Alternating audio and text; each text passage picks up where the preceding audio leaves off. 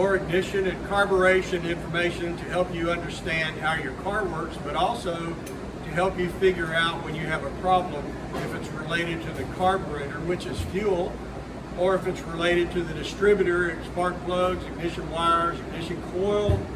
That's ignition, that's spark, like you use the spark to light your charcoal grill. So let's start with the carburetor. When a car starts cold, first thing in the morning, it has to have extra fuel. It can't get going out of bed without its cup of coffee.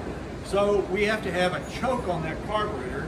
And this is what the choke is. This is this little flapper right here that slams shut early in the morning, restricting the amount of air that goes through this carburetor and enriching or sending more fuel to the engine so it'll fire off. Kind of similar to putting a lot more lighter fluid on your charcoal. The more you get on there, the quicker it's going to light up.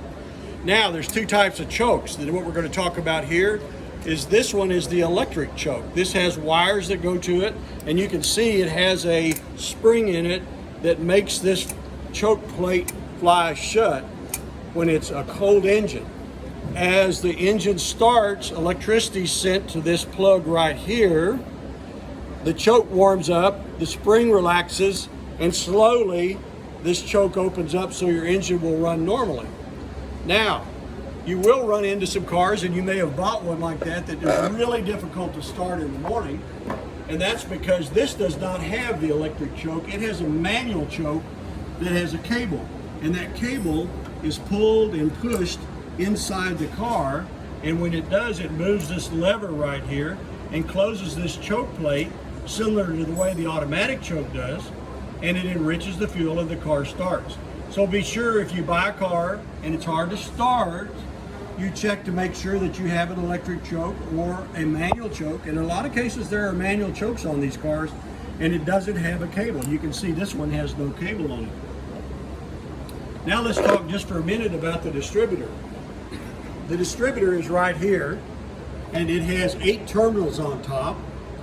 This one is made by MSD, and when you hear the word distributor, that means that this part is distributing spark to each one of the spark plugs. And here's a spark plug on this engine. A lot of spark plugs, and there are a lot of brands to use.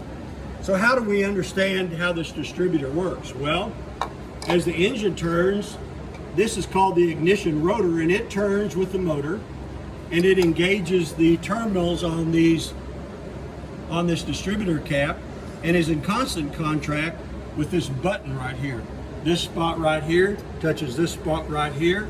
Spark comes in right here. It goes out wherever this contacts one of these. Now the dilemma is, if you've pulled that out or if you're installing it, you might get confused and not know how to hook it back up. And that's what we call the firing order. The firing order is what sequence do these hook up? Where does this one go to what spark plug? Well, on the ignition, on the intake manifold, you'll see that there is a firing order printed on that, but we've also included in this video a chart with the firing order, and it's also in the owner's manual. But you'll see right here, there are numbers that give the firing order. So now what do we need to do? So to get the firing order correct, we have to have the distributor set when the spark plug on the number 1 cylinder is at the top, the piston is at the top of the cylinder. The way you do that is you take the pointer, which there's not one on this, but there's also a marking on this balancer that turns, and it'll have TDC or 0, and you bring that up to where the pointer is lined up with that, and you want to make sure that both valves are closed, because it can be on the other half of the cycle and not be on top dead center. That's a little confusing. Once the rotor is pointing at any one of these, that would be the number 1 spark plug wire, and it would go from here to the number 1 cylinder. On a Ford, it's always the right front spark plug. On a Chevrolet or GM motor, number 1 spark plug is on the left front. So we're going to start with number 1, and we would take a spark plug wire similar to this one. Whoop, made a mess. And you hook it from number 1 to the spark plug like that. Then you want to be sure that you know the rotation sequence of this rotor, so you, before you do all of this, bump it around or move the motor so you know if it's going this direction or that direction, so that you know the next spark plug is going to go in this direction, so that one is 5 because of the firing order. So you take that over to 4, 5. That's the second spark plug over there. Then we get to the third one, and it's 1, 5, 4 is the third one. So number 4 then goes to the front spark plug over here, and so on all the way around, so that you have your firing order exactly the way that it's laid out on the intake or in the book or on the chart that we put in this video. This is kind of a short process. It's very difficult and kind of confusing at first, but if you practice enough, you can do this, and you'll save yourself a lot of time by learning how to do this on your own.